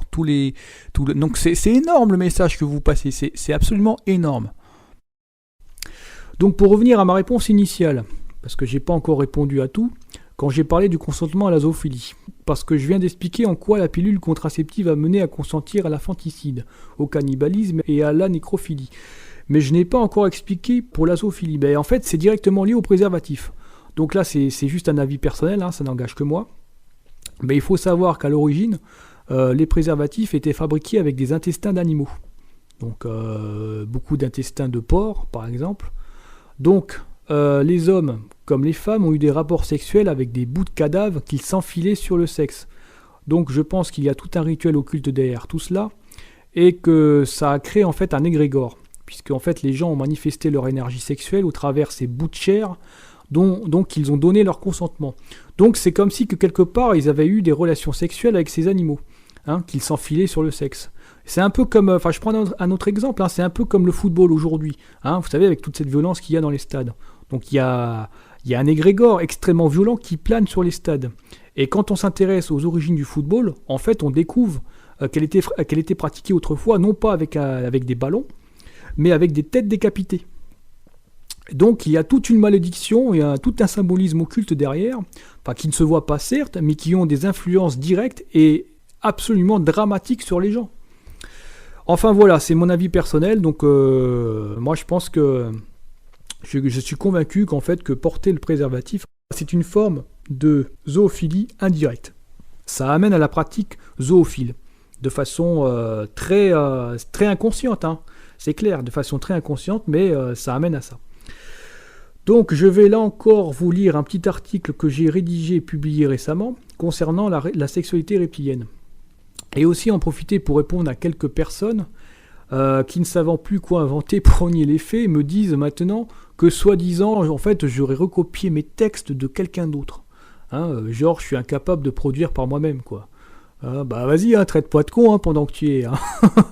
Non mais franchement, non mais je vois pas l'intérêt. Non mais franchement, si je fais ces vidéos, c'est justement parce que je pense, enfin très modestement, hein, contribuer à ma manière à la recherche de la vérité, hein, et apporter des choses que d'autres n'ont peut-être pas forcément apportées. Hein. Alors bien évidemment que je m'inspire aussi de ce que d'autres disent, hein, c'est normal puisque je m'informe, je cherche la vérité. Mais bon, faut arrêter, quoi. Je me repose pas entièrement sur mes acquis. Hein. Je suis pas l'alpha et l'oméga, faut arrêter le délire. Hein. Donc ces textes sont entièrement de moi. Hein. Je les travaille quand je fais des vidéos. Bon, moi j'essaie de faire un truc propre, quoi. Hein, j'essaie de. En fait, je lis mes textes et puis en même temps, des fois, j'improvise. Mais non, ces textes sont de moi. Hein. De toute façon, pour ceux et celles qui me connaissent, bon, vous savez pertinemment que je publie régulièrement des choses. Donc voilà, arrêtez un peu de me prendre la tête. Hein. Arrêtez un peu de prendre votre réalité pour celle des autres. Hein. Enfin, je sais pas, peut-être que vous n'êtes pas capable de réfléchir par vous-même et créer par vous-même. Et donc vous avez tendance aussi à gober les conneries des autres. Enfin, je sais pas, moi je pense que je suis je pense être relativement indépendant. J'ai besoin de personne pour me dire ce que je dois écrire. Hein. Je prends ce qu'il y a à prendre. Hein. Si quelqu'un écrit ou dit quelque chose, bon, je prends. Hein, mais bon, on va dire 95% de ce que je dis, de ce que j'écris, vient de moi-même. Hein, donc arrêtez de me saouler avec des conneries à 2 balles, quoi. Hein. Bon, bref.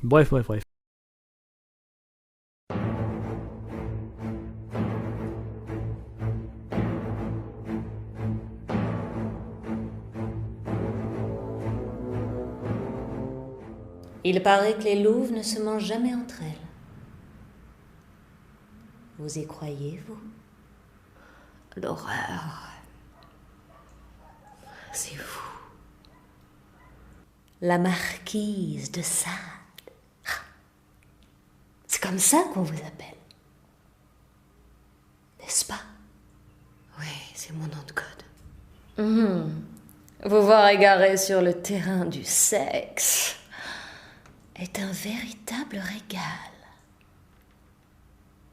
Vous voulez que je vous dise, quitte à vous effrayer, lorsque je vous écoute, C'est tout ce que j'entends sous vos beaux discours, les bas-fonds de vos désirs.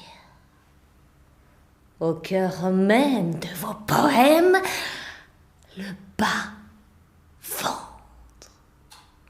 du sexe et du sang. Voilà tout le sens de vos textes, le ventre. Je n'ai pas trouvé mieux pour retrouver le centre de gravité. Non, pas le ventre, mais le bas-ventre. Vos pensées les plus élevées portent encore la trace du bas-ventre. Vous en parlez sans vraiment oser en parler. Non pas le sexe, mais votre silence sur le sexe. Je veux pas le mal. Oh, permettez-moi d'en douter. Vous voulez le mal parce que vous allez mal dans votre lien avec la vie, dans votre lien avec les autres. C'est au niveau de votre sexualité que vous êtes mal en point. Oh, très mal en point. Mais non, c'est pas une question de sexe. Tout est fondé sur la marchandise. Le sexe n'est rien d'autre qu'un objet comme un autre, dans un système où tout s'achète et tout se vend. Lorsqu'on ne peut pas se payer la machine, on la vole. Lorsqu'on n'a aucune prise sur la machine, on la viole, point barre. Ça vous fait peur? Avouez-le. Le sexe est violence et passion. C'est pourquoi ça fait peur. Mais le mal est là, dans votre regard porté sur le sexe.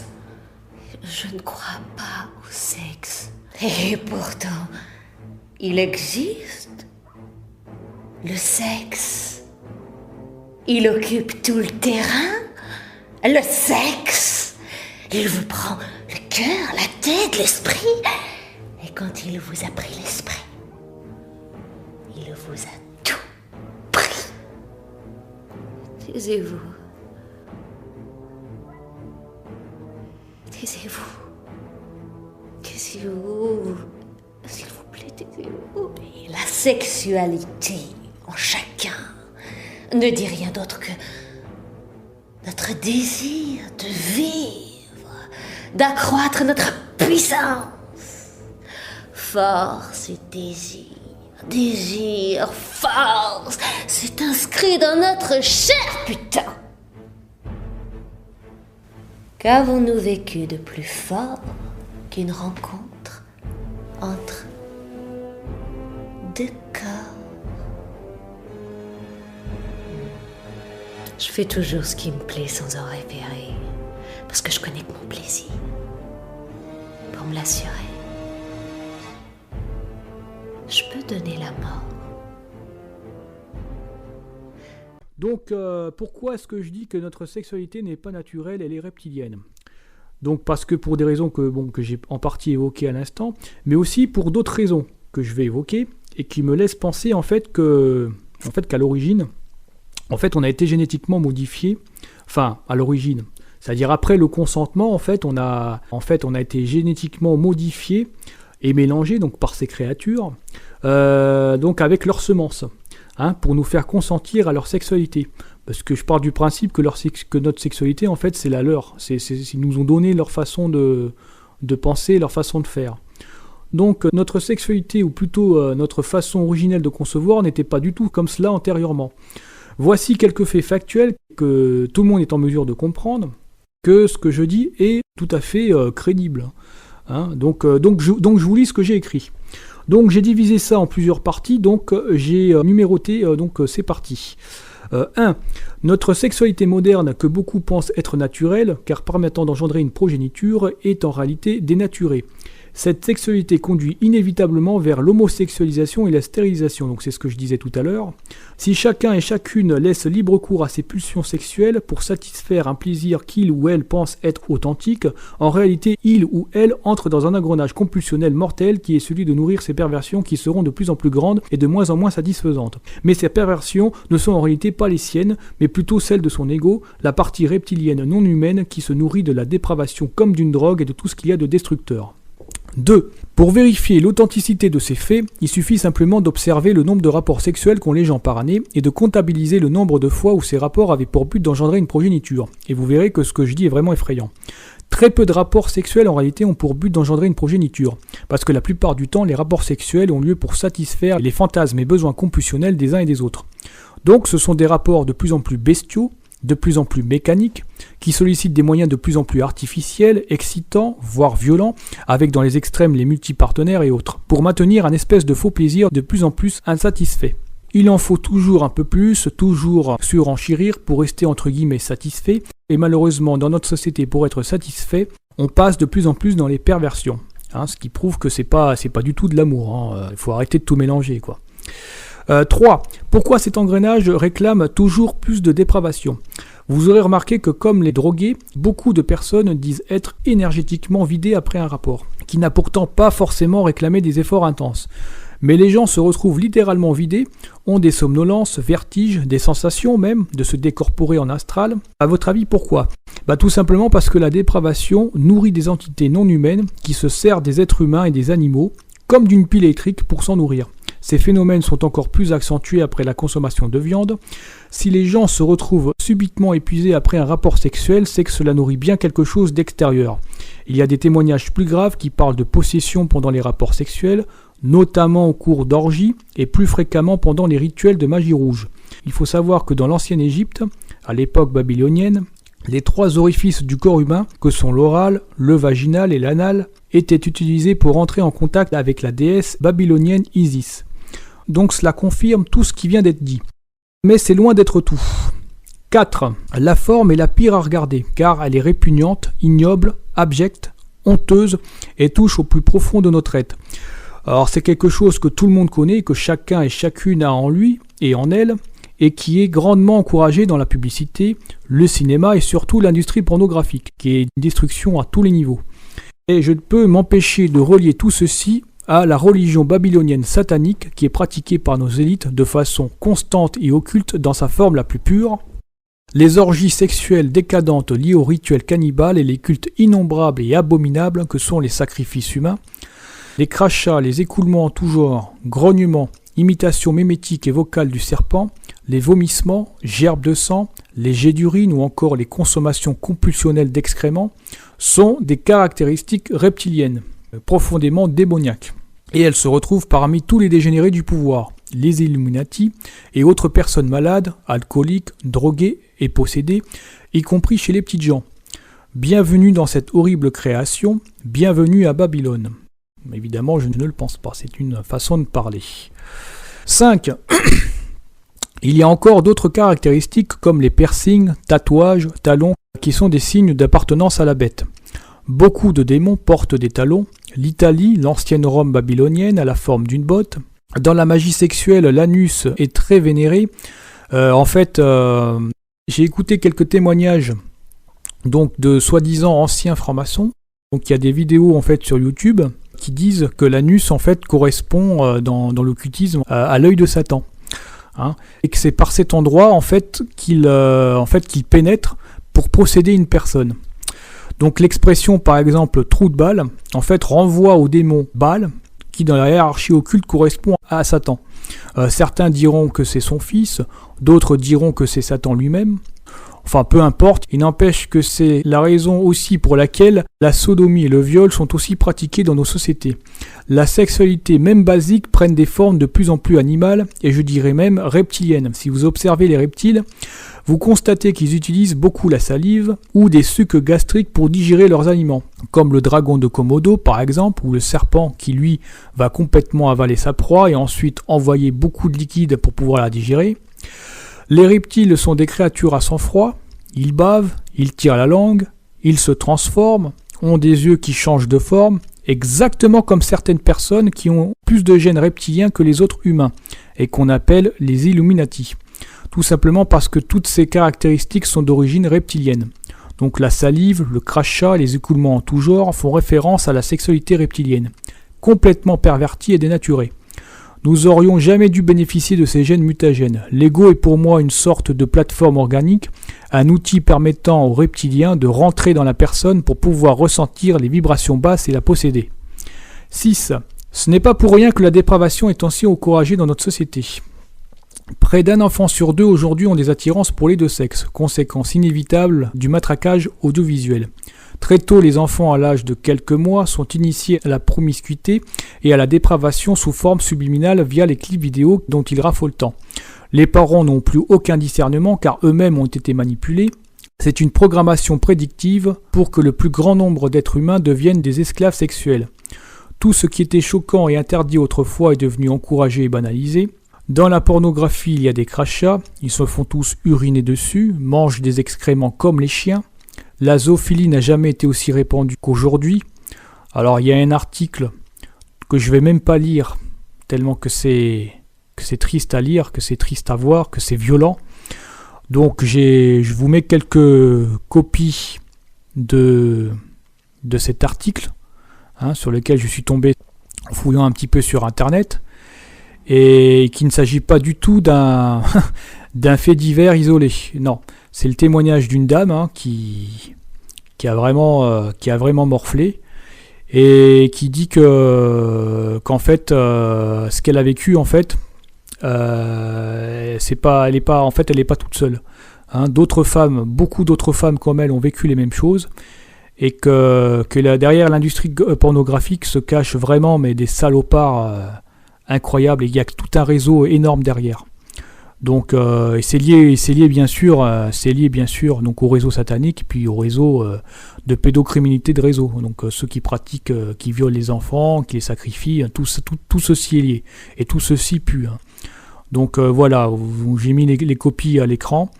Donc je continue à lire. Donc ils sont tatoués de serpents, d'écritures crochues, chiffres romains et du 666. Tout ceci n'est pas dû au hasard, ce sont des signatures subliminales. Il y a des grognements, des sifflements imitant le bruit du serpent pendant les rapports. Ce que je dis est dérangeant, mais pourtant tout ceci est bien réel, malgré que beaucoup de gens encore rougissent et font semblant de ne pas connaître ces choses. Et maintenant, on commence à assister à des phénomènes nouveaux et violents, où les actrices sont de plus en plus jeunes, ressemblant plus à des enfants qu'à des jeunes adultes, et sont directement initiées aux pratiques extrêmes. Il y a de plus en plus de vomissements, de consommation d'excréments et de sang, ce qui indique que la religion babylonienne est en train d'être dévoilée au grand jour et qu'elle passe actuellement par des accoutumances progressives via Internet et autres médias pour habituer l'esprit des gens. Donc de toute façon, c'est ce qu'on voit de plus en plus à la télé, sur les chaînes style Canal+, M6, les chaînes de la TNT, et puis sans parler des radios le soir, les radios, je ne vais même pas citer leur nom, mais c'est vraiment abominable ce qui se passe, ce qu'il y a sur les radios, c'est pipi, caca, prout, c'est rien d'autre que ça.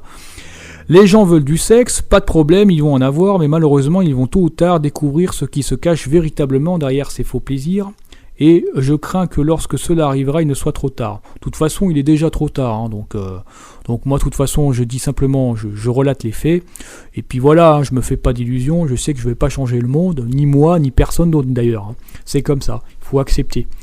7. Tout le monde est attiré par le mal. Tous. Vous, moi, tout le monde. Personne n'échappe à la règle du consentement. Ces entités reptiliens nous ont donné ce cadeau empoisonné qu'est leur façon de penser, leur façon de faire. C'est ce que je disais à l'instant plus haut. Ce qui explique que nous avons cette part sombre en nous qui aimons le mal. Donc c'est pas forcément la sexualité pervertie, ça peut être d'autres formes de mal, ça peut être la musique satanique, ça peut être les déguisements d'Halloween, ça peut être les films hollywoodiens profondément sataniques, les gens qui dominent les autres, les gens, les crimes sous forme ludique, c'est en fait la manipulation, elle est partout, mais de façon à chaque fois ils essayent de cacher, de minimiser, de dire oui, d'essayer de faire croire aux gens que c'est de la fiction, ça n'existe pas. Mais en fait, tout ça, c'est de la manipulation. En fait, c'est des incitations à consentir à leur merde, en fait. C'est rien d'autre que ça. Mais encore une fois, ces choses n'appartiennent pas à l'humain. Il est certes trop tard pour changer ce qui va arriver, mais il n'est pas trop tard pour y renoncer. Nous devons dire non et demander l'aide de la source. Hein, si elle nous entend, la source, parce que dans le monde dans lequel on vit, on n'a plus trop l'impression qu'elle nous entend. C'est primordial et il en va même de la survie de notre âme. Hein, ça, j'en parlerai un petit peu dans l'industrie de la musique, parce qu'il semblerait qu'en fait, ils veulent prendre nos âmes et ces entités et nous enchaîner, quoi. Et apparemment, ils auraient cette capacité. Donc, je ne sais pas si... je sais que les esprits humains, bon, nous, on va tous y passer, ça c'est clair, mais alors l'âme, ça, je ne sais pas. Hein, c'est une question que je me pose. Bon, en tout cas, dans le rap, il y a beaucoup, tous les textes, de toute façon, même dans l'industrie de la musique, hein, c'est complètement perverti, complètement infiltré par le satanisme. Les textes, c'est tous les mêmes. Ils disent qu'ils ont tous vendu leur âme au diable, hein, qu'ils font le travail de la bête, hein, qu'ils adorent la bête, et que pour accéder à la célébrité, en fait, ils ont dû vendre leur âme au diable, et qu'ils ont franchi, surtout ils ont franchi un cap de non-retour, c'est-à-dire, d'après ce qu'ils disent, une fois qu'ils ont signé, donc ils ont fait un pacte de sang, il est impossible de revenir en arrière, c'est-à-dire leurs prochaines incarnations, il n'y aura rien à faire en fait, ils pourront, donc voilà. Comme je l'ai dit un peu plus haut, ces choses dont je parle ne sont que des réflexions personnelles, des sujets sur lesquels j'ai un peu travaillé et réfléchi. Donc peut-être que je me trompe, ou peut-être que je dis la vérité. Personne n'est obligé d'adhérer. Je ne fournis pas vraiment de preuves de ce que j'affirme, donc ces informations, vous les prenez, vous en faites ce que vous voulez. Si mon travail vous plaît, tant mieux. Si mon travail vous emmerde, bah écoutez, tant pis. En fait, je n'oblige personne à me lire ou à m'écouter. Si ce que je vous dis ne vous plaît pas, je dis ce que je pense être la vérité et rien d'autre. Donc libre à vous d'accepter ou pas. 8. Autre exemple qui me vient à l'esprit lorsqu'on me demande parfois quelles sont mes sources. Le football est extrêmement sexueux et est aussi extrêmement violent. Donc je l'ai évoqué tout à l'heure. Beaucoup de footballeurs crachent sur le terrain, mais personne ne se demande réellement pourquoi. Donc oui, non, ils crachent aussi dans les autres sports, mais dans le foot, c'est vraiment très très très présent. Eh bien moi je fais directement le lien avec le programme génétique et l'occultisme. Il faut savoir que beaucoup de footballeurs sont des partouzeurs, ils ont des pratiques complètement dépravées, donc l'affaire Ribéry est loin d'être le seul exemple. Je crois qu'il y a quelques documentaires sur YouTube là-dessus, donc je vous invite à vous renseigner, parce que j'invente rien, moi je ne fais que relater les faits. Oh, je t'ai pas tout dit encore, hein. Impossible aujourd'hui de tremper ce peso nulle part sans choper une merde. Ah, j'en peux plus, je suis à bout de nerfs, y a des maladies partout. Et pourtant, moi, je suis un sacré peintre, hein. Je te refais la déco, c'est plus si c'est de l'art ou du cochon. Picasso, Siffredi. Ah, c'est beau la vie, hein. 666 subliminal. Il faut savoir aussi qu'en 1998, près d'1 million d'euros ont été déboursés auprès de marabouts sénégalais pour faire gagner la France. Ça, c'est quelque chose que j'ai lu dans un bouquin. D'ailleurs, 1998, c'est 3 fois le nombre 666. Donc la France qui s'écrit avec 6 lettres, qui forme un hexagone, et qui a gagné 3-0. Donc c'est tout un rituel occulte qu'il y a derrière. De plus, il y a beaucoup de violence dans les stades, et c'est directement lié à ce que j'évoquais tout à l'heure. Il faut savoir que les sacrifices humains ont toujours existé, que la fascination pour la mort et le spectacle morbide, aussi abominable qu'il soit, a toujours été mis en scène dans les rassemblements de personnes. Donc on appelle ça arène, corrida, stade, et maintenant au travers Internet et la télévision. Tous ceux qui adorent le mal baignent dans le mal. Les vibrations qu'il y a derrière sont extrêmement basses, perverses et violentes. Et elles vous entraînent en fait dans l'égrégore, quoi, tout simplement. Si vous aimez le foot, ou bien être attiré par les masques d'Halloween, ou bien bouffer des cadavres, ou consommer des produits, des antidépresseurs, ou consommer de la nourriture industrielle, c'est-à-dire sans se poser de questions, et que vous vous prétendez spirituel, que vous êtes dans le New Age, là, non, vous êtes complètement hypocrite, je vous le dis. C'est pas possible. Il y a quelque chose qui est profondément malsain dans votre discours et à l'intérieur de vous-même. Bref. 9. Autre fait, celui des femmes fontaines, dont on voit de plus en plus sous forme subliminale et humoristique à travers les émissions américaines, hollywoodiennes, mais aussi au travers d'émissions spectacles grotesques dites culturelles dans les pays occidentalisés. Donc évidemment, ça concerne chez nous, ce qui se passe en France. C'est assez hallucinant, les programmes qu'il y a.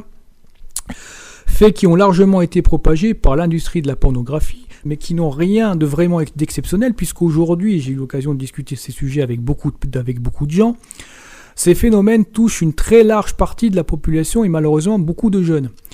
Et c'est à ce moment, si vous arrivez à suivre là où je veux en venir, qu'on commence à se rendre compte à quel point en réalité ces programmes décadents, donc le cinéma hollywoodien et ces séries américaines, sont extrêmement dangereux, puisqu'ils modifient l'état de conscience, surtout chez les jeunes, donc modifient l'ADN pour le reconfigurer, qui lui agit directement sur le programme génétique, puisque beaucoup de femmes et de jeunes filles se retrouvent en femmes fontaines, alors que manifestement leurs parents ne l'étaient pas.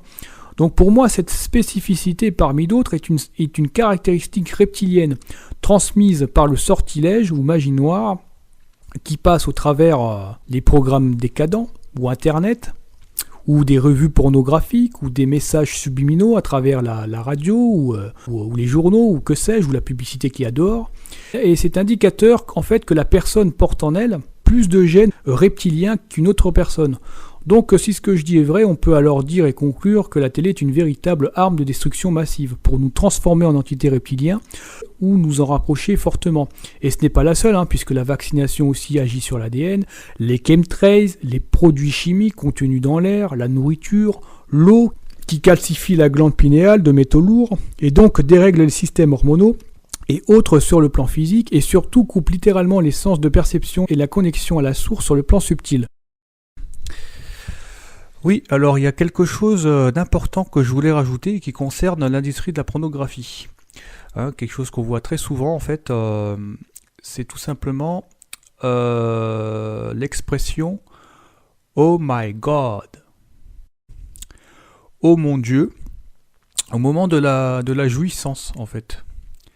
Et c'est pas du tout anodin, c'est tout simplement une raison supplémentaire qui démontre qu'en fait il y a une volonté de ces entités-là qui possèdent les personnes, qui s'adonnent à la promiscuité, de salir le nom du créateur. C'est-à-dire en plus, rien que les noms que portent les objets. Par exemple, God-Miché, en fait dans God-Miché, il y a God, et God ça veut dire Dieu, encore une fois.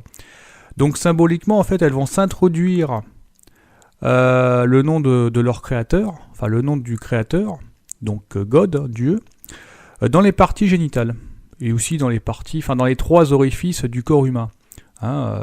Comme je l'ai dit, les 3 orifices du corps humain servaient autrefois à entrer en contact avec la déesse babylonienne Isis. Donc c'est un culte satanique qui a pour but de salir le créateur et puis tout simplement de pervertir la sexualité, tout simplement. Donc voilà, c'est une petite réflexion en fait qui démontre que la sexualité telle qu'elle est pratiquée, surtout dans l'industrie de la pornographie, est complètement pervertie. Donc elle n'a rien du tout de divin, de naturel. Non, pas du tout. 10. Encore un fait qui est celui de la rage. Alors non pas celui que développent certains animaux, bien qu'ils soient complètement liés, puisque les animaux aussi ont été génétiquement modifiés, mais celui qu'ont les êtres humains quand ils sont énervés. L'expression « avoir la rage » n'est pas du tout anodine, puisqu'au sens figuré comme au sens propre, on pourra constater qu'une personne en train de s'énerver se met à baver, suite à des émotions de colère et de haine extrêmement fortes. Des gènes reptiliens déclencheurs d'écoulements de salive qui font penser à ceux de certains reptiles. Et vous remarquerez que ces écoulements de salive se manifestent aussi lors de stimulations odorantes, auditives, sensorielles et bien sûr lors de stimulations sexuelles. On a faim et on sent une nourriture très agréable, donc on bave, comme les chiens. On peut aussi avoir cette même sensation en écoutant simplement une publicité à la radio, par exemple le slogan de la pub Charal. Et plus globalement, dans notre société, on est déjà tous un peu excités sexuellement à cause de la stimulation perpétuelle de la publicité de la télévision sur notre ego, qui, en voyant une très belle femme ou un très bel homme, va déclencher les écoulements en tout genre et la bave. Les yeux aussi peuvent prendre des formes différentes suivant les individus, ils peuvent carrément changer de couleur et ou se mettre à pleurer, voire se transformer en yeux reptiliens. Alors je ne l'ai pas vu personnellement, mais Et plusieurs personnes me l'ont raconté. Et je vois ceci comme étant un véritable contrôle de l'esprit et en fait une possession sur notre libre arbitre, hein, carrément. 11. Autre chose concernant le crachat, quand je dis que les écoulements en tout genre est une caractéristique reptilienne, il suffit de lire les Écritures, si on les prend en considération, où il est fait mention du fameux crachat de Judas, celui, dit-on, qui a trahi Jésus et l'a balancé aux autorités juives sionistes. Il y a d'ailleurs une chanson de Lady Gaga, marionnette des Illuminati, intitulée Judas, qui dit que Judas, en fait, c'est le nom de son démon, auquel elle s'accroche. Tous les pantins des Illuminati disent être possédés par un ou plusieurs démons. Je n'invente rien, encore une fois. Et j'en parlerai très longuement dans ma prochaine vidéo. J'ajouterai aussi que l'épée, l'héros et même la façon dont est conçu notre système de digestion proviennent de caractéristiques reptiliennes. Elles ne sont pas vraiment naturelles. Et plus une personne consomme des produits animaux, plus cette personne va se mettre à rôter et à péter. Les cadavres des produits animaux engendrent des putréfactions très acides qui, en se décomposant, attaquent les parois intestinaux. Ce n'est pas pour rien qu'on dit que les hommes, ou plutôt les êtres humains, se comportent de plus en plus comme les animaux. Ce proverbe qui dit qu'on est ce que l'on mange est parfaitement vrai. Et je dirais que comme l'animal est certainement plus proche du reptile que nous le sommes, et que nous possédons déjà des gènes reptiliens, alors la consommation de cadavres est une véritable mise à mort de notre civilisation. Conclusion. Alors encore une fois, tout ceci n'est que le fruit de réflexions personnelles et de choses parfaitement réfléchies. Beaucoup de récits et d'autres recherches convergent avec les miens, mais malheureusement, et comme vous le savez, on ne peut pas plaire à tout le monde, beaucoup aussi n'acceptent pas ce que je dis, et généralement les gens se mettent en colère, ce qui me conforte dans l'idée que globalement j'ai raison. Mais peu importe, vous n'êtes pas obligé de me croire, libre à vous d'adhérer ou de pas adhérer. Je me rappelle l'avoir pensé, mais comment suis-je arrivée là ? Tina Hoffman n'avait jamais imaginé devenir une prostituée. Cependant, les paroles prononcées par son beau-père devinrent une réalité. Quand j'étais plus jeune, mon beau-père me disait sans cesse « Tu seras une catin, comme ta mère ». Ma mère n'était pas une prostituée, évidemment. Elle travaillait beaucoup. Elle était une mère très belle et merveilleuse. Après des années de violence verbale, Tina finit par avoir une pauvre image d'elle-même. Je me suis mise à me détester. J'essayais d'être la meilleure dans tout ce que j'entreprenais ou essayais, pour compenser, j'imagine, pour essayer de faire ce qui est bien. Lorsqu'elle entra à l'université, Tina était prête pour un nouveau départ dans sa vie. Mais les choses en décidèrent autrement. Un soir, lors d'une fête, Tina se retrouva ivre. Elle fut violée par 2 étudiants d'une fraternité. Comment avez-vous réagi à ce viol? Je me suis sentie coupable. C'était ma faute. J'entendais résonner les paroles que ma mère répétait souvent. Comme on fait son lit, on se couche. Et je me tenais pour fautive. Voyez-vous, je n'aurais pas dû boire. Je n'aurais pas dû permettre. Si je ne m'étais pas placée dans une telle situation, ce ne serait pas arrivé. Tina ne déposa jamais plainte pour ce viol. Mais l'étrange sensation qu'elle ressentait chaque fois qu'elle voyait ses agresseurs devint si forte qu'elle quitta l'université pour s'engager dans la marine. Mais elle n'y resta pas longtemps.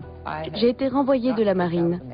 J'avais été prise en train de fumer de l'herbe dans une pièce avec 7 gars. Ça m'était égal. Je n'avais rien à faire dans l'armée. Je n'étais pas fan de l'autorité de toute manière. Je ne voulais pas, je n'aimais pas qu'on me dise ce que je devais faire. Mais elle se fit tout de même un véritable ami. Il voulait qu'on se marie. Moi, je me considérais comme une traînée. Qui d'autre aurait voulu d'une femme comme moi? C'était ma chance, alors pourquoi pas? Il a l'air bien, il a l'air convenable. Il n'y avait pas vraiment... En fait, je me disais qu'une fille comme moi ne trouverait pas mieux.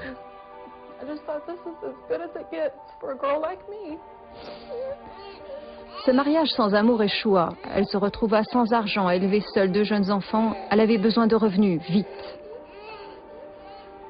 J'étais une mère célibataire, seule. Je ne pouvais pas payer une garderie pour les petits. Je risquais de perdre mon logement et ma voiture. J'avais eu une bonne place dans un journal, mais ça m'était égal. Je pensais n'avoir aucune valeur. Elle répondit à des annonces de services d'escorte dans un journal et fut engagée. Chaque après-midi, elle se rendait dans un motel pour vendre son corps, $100 par client. Avez-vous jamais pensé à l'effet que cette nouvelle profession pouvait avoir sur votre famille? Ils n'étaient pas au courant. Mes filles étaient très jeunes. À l'époque, elles avaient 1 an et 3 ans. Elle n'avait aucune idée de ce que je faisais. Ma vie était devenue complètement différente. Vous savez, plus jeune, j'avais été chez les guides. J'y pensais tout le temps. Sur mon honneur, je jure de tout faire pour servir Dieu. Mais ce n'était pas ce que je faisais. Un soir, Tina voulut fumer un joint en attendant le client suivant, mais elle ne le trouva pas. Elle le chercha partout, y compris dans la Bible qui se trouvait dans sa chambre de motel. Je ne l'ai pas trouvé, mais quelque chose m'a arrêté et j'ai lu le passage ouvert. C'était comme quand, enfant, vos parents vous lisent une histoire et tout prend vie. Vous savez, il était une fois, les pages de cette Bible ont pris vie. Il était écrit, alors que nous étions encore pécheurs, Christ est mort pour nous. Et quelque chose m'a touchée, dans mon cœur. J'ai réalisé cette parole. J'avais l'impression que Dieu me disait, je t'aime. Tu n'es pas méprisable à mes yeux. Je ne te déteste pas, tu ne me rebutes pas. J'ai senti de l'amour et du pardon. Je n'avais jamais vraiment senti cela de la part de Dieu. J'avais toujours pensé qu'il était un Dieu méchant. Vous savez, qui est prêt à vous punir dès que vous faites un faux pas. Et pendant des années, moi, j'avais marché complètement de travers. Je me disais qu'il ne pouvait pas me supporter.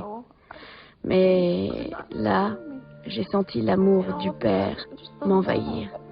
Je suis tombée à genoux, sur le côté du lit, et je me suis mise à pleurer. Toutes mes années de mauvaise vie, j'étais désolée. Vous savez, vraiment désolée pour tout ce que j'avais fait. Et pourtant, vous attendiez toujours votre prochain client. Oui. Je vais à sa rencontre, il entre, et puis à la prochaine. Des mois plus tard, elle fit une autre rencontre avec Dieu. Un soir, je passais d'une chaîne de télé à l'autre et j'ai vu John Schneider, Bauduc. Et il parlait de Jésus. Je me suis demandé pourquoi il parlait de Jésus. Parce que je le considérais comme un gars cool. Après l'interview, Pat Robertson invita chacun à accepter Jésus dans sa vie. Tina n'ayant jamais fait ce pas, elle pria avec lui. Et là encore, comme lorsque j'étais dans la chambre du motel, c'est descendu sur moi. Quelque chose m'a touchée, quelque chose a changé et je me suis sentie purifiée. Le lendemain, je me suis réveillée. Je suis sortie et c'était... Je comprends à présent pourquoi on appelle ça naître de nouveau. Cela fait déjà 15 ans et Tina n'a jamais regardé en arrière. Aujourd'hui, elle a réussi en tant qu'agent immobilier. Elle vend des propriétés de plusieurs millions de dollars. Tout ce qu'il y avait dans ma vie, tout ce qui était mal dans ma vie, cela a disparu. C'est parti. Le Seigneur a éliminé toutes ces choses et maintenant je sais qui je suis en Christ. Peu importe ce que vous avez fait, où vous êtes allé, Dieu vous aime. Il veut être le papa que vous avez voulu toute votre vie. Ce père qui n'a peut-être jamais été là pour vous. Dieu existe. Il vous aime sans aucune condition.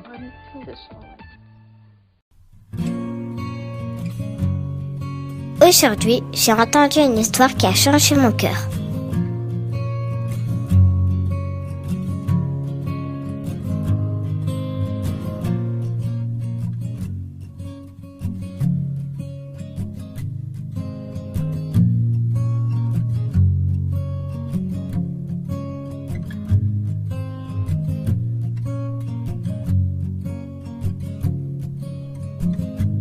C'est l'histoire du grand cadeau de Noël et une jeune fille très aimée fut choisie pour amener le cadeau.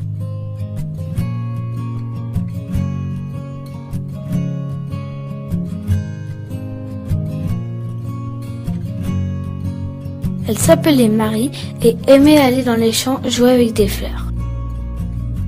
Jusqu'au jour où un très joli petit ange est apparu et a dit comme ça. Le papa du ciel a mis un bébé dans ton ventre, il sera un cadeau pour tout le monde.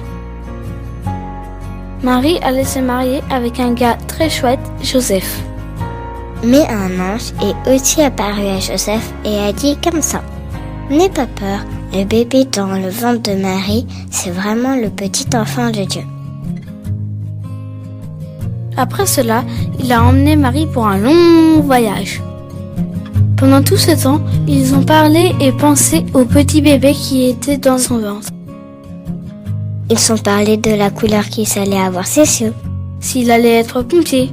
S'il allait aimer les pizzas. S'il allait aimer jouer au foot. S'il allait aimer faire du skate. Du coup, ils sont arrivés à Bethléem et le petit bébé Jésus était prêt à naître. Mais tu y crois, toi, qu'il n'avait pas de lieu pour dormir? Tout le monde disait comme ça. Il n'y a pas de place. C'est vraiment complet. Ici, non. Va-t'en d'ici. Et Jésus n'avait même pas un petit lieu pour naître. Le seul lieu qu'ils ont trouvé pour s'installer était la cabane des petits animaux. Ils ont frappé et frappé à la porte jusqu'à être reçus par quelqu'un de très sympa.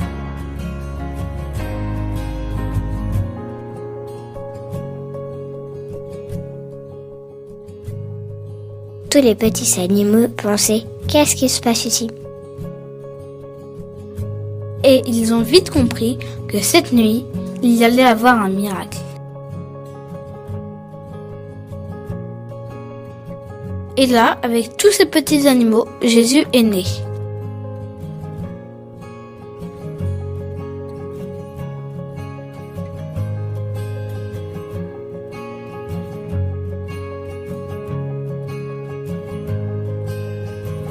Du coup, il est apparu dans le ciel une jolie étoile brillante. Elle a appelé 3 ramages pour qu'ils connaissent et adorent le nouveau roi. Les rois furent très contents et ont mené les plus chouettes cadeaux pour le petit Jésus. Et là, dans les champs, les bergers furent aussi appelés pour connaître le petit enfant de Dieu. Tout à coup, est apparue une armée avec beaucoup d'anges pour adorer Jésus. Ils couraient, tu peux même pas imaginer comment ça s'est passé. Des anges, des rois mages, des bergers, des petits animaux fuirent la fête pour l'arrivée de notre roi. Ce fut la fête la plus jolie du monde entier. Et c'est comme ça que ce lieu très saint, avec beaucoup de saleté, fut rempli de joie.